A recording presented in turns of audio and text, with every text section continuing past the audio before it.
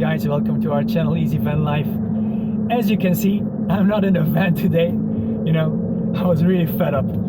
Anyways, I'm on the way to the hardware store, getting some small stuff. And speaking of small stuff, you know, it's all that small stuff that cost me the bank. The episode of today will be all about flooring, my friends. Yes, indeed. Well, I'm gonna show you how we installed insulation and how we installed the woodwork on top of it.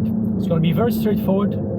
Anybody can do it. It's really, really easy. And to be honest, I'm surprised how complex some people make it, you know. I would say, without further ado, let's get into it.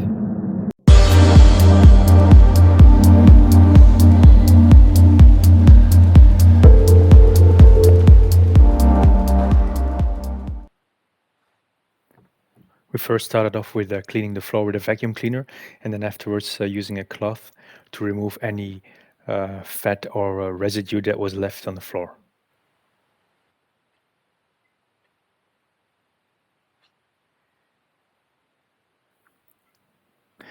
As you can see, I use an MS polymer to bond the insulation to the metal sheeting of the floor, and that's because in comparison to other bonding products, it has a much higher performance, especially compared to silicone rubber bonding products or PU bonding products.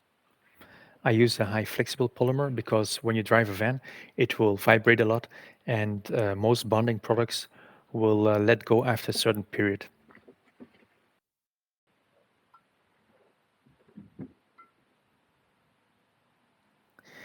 So to insulate the floor, I used Styrodur plates of 250 times 60. It's a very nice product, very easy to install with a thumb and groove connection. It makes a seamless connection, in fact. The material is also very dense, so in fact, you can walk over them and it won't leave any dent in the material itself. Also, with the MS polymer, I tested it. It glued perfectly to the metal sheeting of the van. The insulation sits nice and snug, leaving enough space between the wall and the floor for vibration reasons. And also, I already cut out all the original fixations in the floor of Mercedes.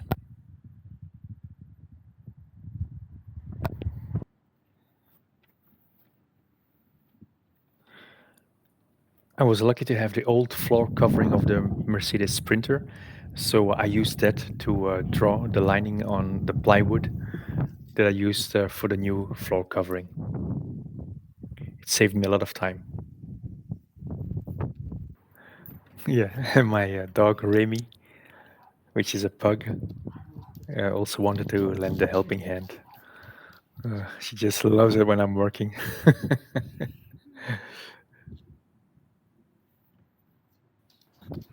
So let's move fast forward to the plywood cutting.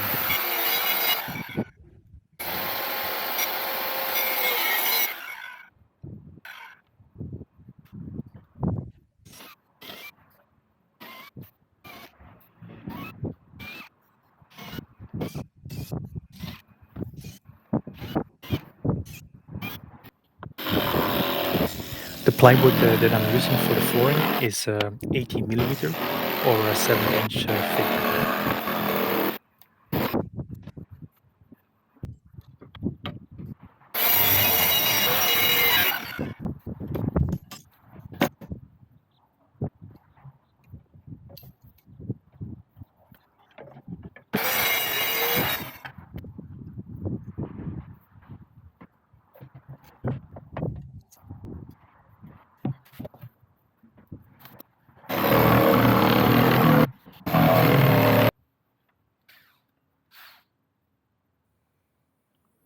In order to make a strong connection between the different sheets of plywood, I used the pin connection method,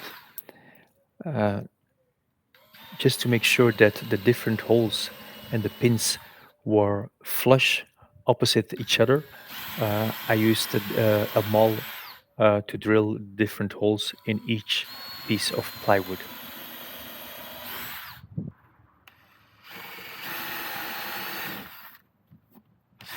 I placed the mall over one piece of the plywood so I could position the drill holes and start drilling.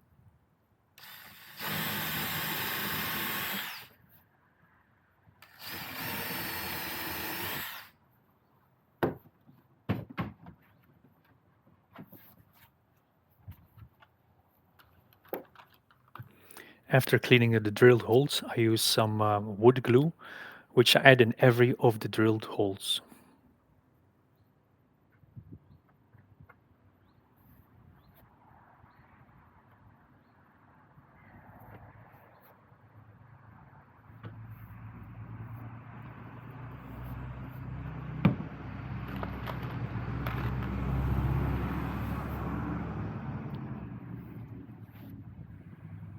Now I'm gonna install the different pins in the holes which I drilled with the maul and glue them very firm in the holes. The pins I'm using are made of oak and are 6 millimeters or 0.2 inches. Installing the plywood wasn't that big challenge. The most difficult thing was trying to line up the pins so the plywood plates would fit together very nicely.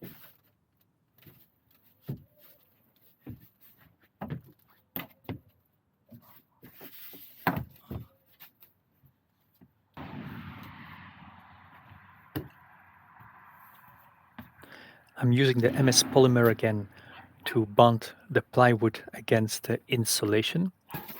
And I tested this beforehand just to make sure it works out. And I have to say the combination MS polymer plywood and that type of insulation works perfect.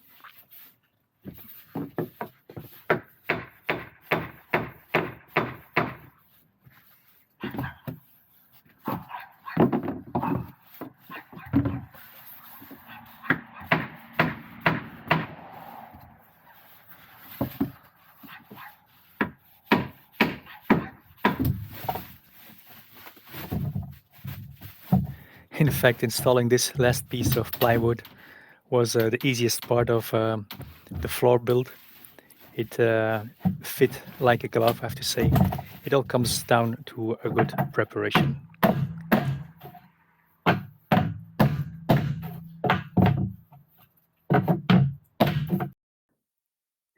So this is a list of all the materials we use for this project, and you can find them back in the comments with all the links where you can purchase them.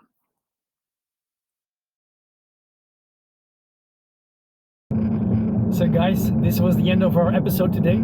I hope you enjoyed it and you got some information that you were looking for. If you're missing some information or you need some additional explanation, reach out to me. I'll get back as soon as possible. And if you haven't subscribed yet, please subscribe. It will help our channel a lot. And I would say, live every day as if it is your last one and enjoy life. Say bye.